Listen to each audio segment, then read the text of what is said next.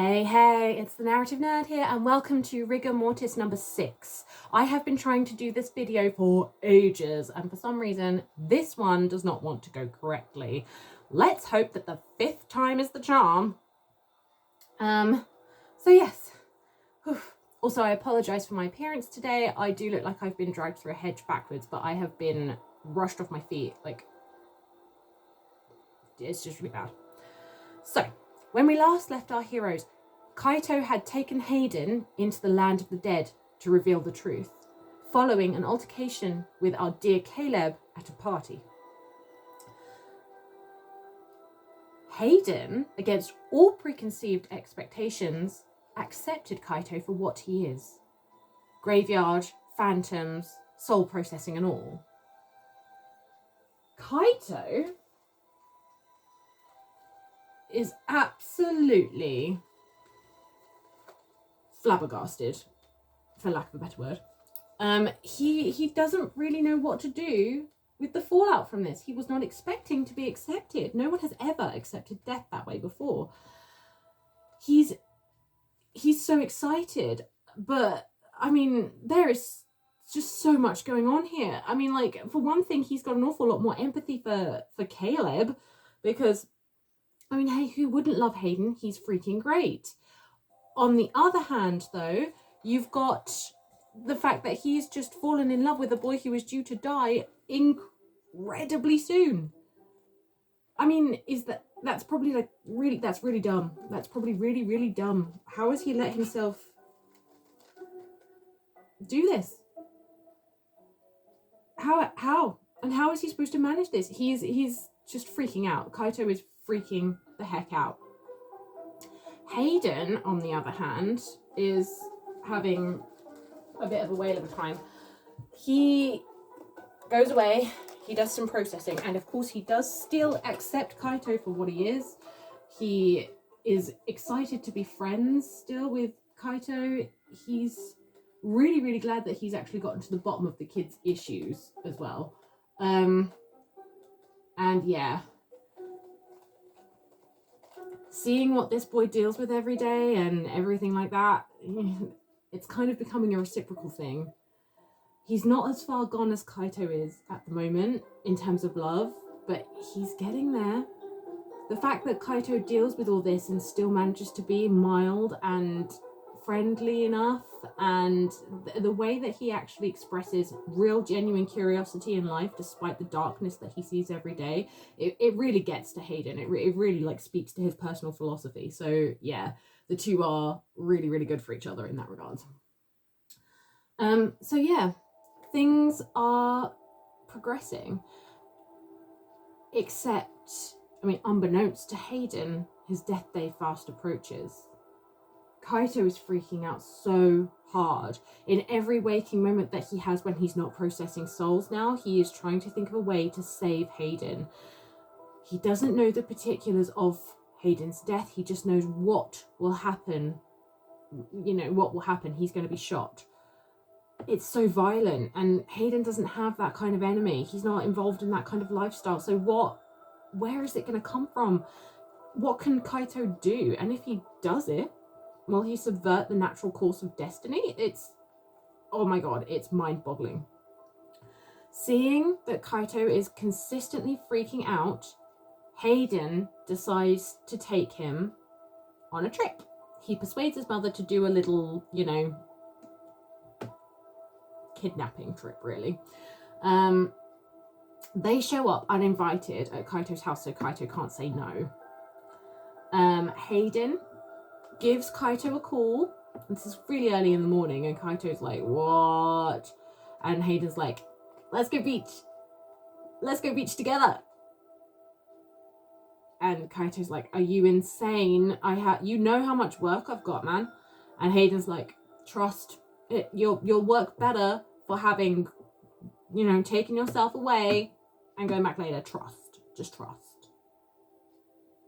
So Kaito's like, oh, fine, whatever, because he does want to go secretly, so it's not going to take a lot of persuading, you know.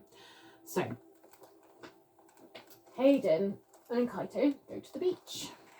Well, Kaito's actually never been before. Never, not once. And he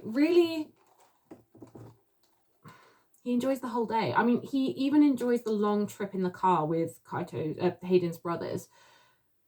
It's really fun. They have a great banter together. Hayden and Noah try to kill each other in the car. It's just, YouTube is on fire today with these adverts, by the way. Like, bleh. I should really get a subscription. Yeah, so when they actually get to the beach, they are told by Mrs. Stone that they're going to meet for lunch later, and then they're basically told to go off and do what they want. The first thing that Hayden wants to do, being the gamer guy he is go to the pier. He takes Kaito, and Kaito is absolutely overwhelmed by all the crowds, the smell of like candy floss, the ice cream, the fried foods, the wind, the sea rolling backwards and forwards, the magical moment where he sees the sky meet the sea, and how it could actually, like, it kind of looks like he can see the fact that the world is round. It's really neat. He loves it, and it really was worth it. Even though he's going to break his back later working, he's just... Hayden's love of life is rubbing off on him. He wakes up excited to be alive now. Even though his life still sucks, he knows that this stuff exists outside of what he has to do, and it's amazing. Anyway, the pair go into the arcade, and Hayden is showing Kaito whack-a-mole when something happens. Our midpoint begins. There is a man. He's quite scruffy looking, very haggard, and when he sees Kaito, he double takes. Hayden clocks the movement out of the corner of his eye. Kaito is too busy concentrating on what he is doing, and when the man lunges, Hayden pushes Kaito clean out of the way and takes the fall. He's slammed onto his back on the floor. The man is on top of him, and then the man is blinking at him in a confused manner. He also looks terrified, and he goes, oh, I'm sorry, I'm sorry, I'm sorry, I'm sorry. And Hayden is sort of slapping at him, going, get off, get off, get off. So a few of the employees at the arcade see this, and they call security. Security comes forward and lugs the man away. Kaito is freaking out because he thinks that this might be the moment where Hayden is shot, or maybe this is a clue as to how he's going to be shot. He holds out a hand and pulls Hayden up, and he checks him. Are you all right? Are you all right? What happened? I'm so sorry. Hayden is like, no, I'm fine. I don't know why that guy was looking at you like that, but yeah, I knew he was going to go for you, man, and I just acted. Kaito is really, really grateful to Hayden for acting out and protecting him, blah, blah, blah.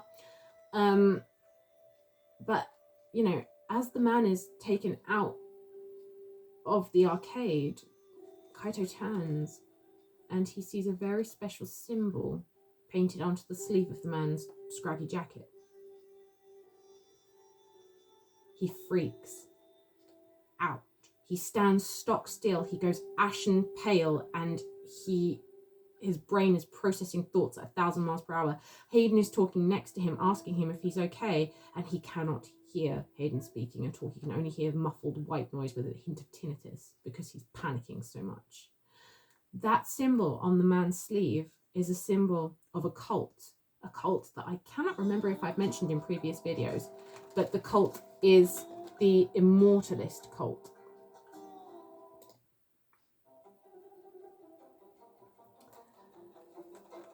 Yeah, the Immortalists. They are pretty much just like they sound.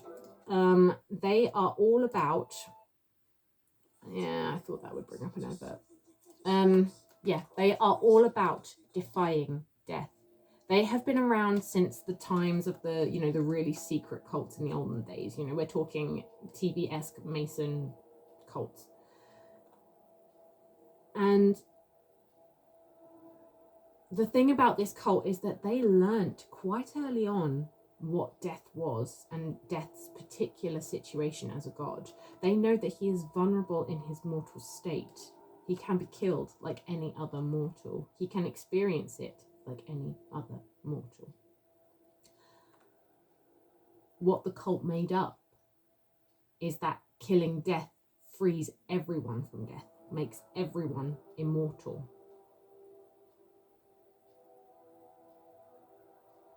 That's not true. Killing death will reset the reincarnation cycle. Someone else will be born as the god of death, but they don't know that, or rather, they choose not to acknowledge that fact. Nobody quite knows. They are absolutely convinced that if they manage to kill death whilst he is encased in a mortal shell, death will be gone forever. Kaito has only heard stories about this cult. Very occasionally his parents will move a country, they'll skip around. They don't live in one place for very long usually. And it's not usually that much of a big deal, considering Kaito is homeschooled. And Emika is very good at making friends when they move.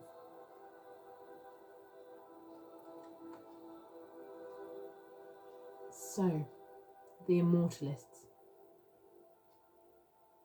Kaito, he's now pretty sure how Hayden is going to die.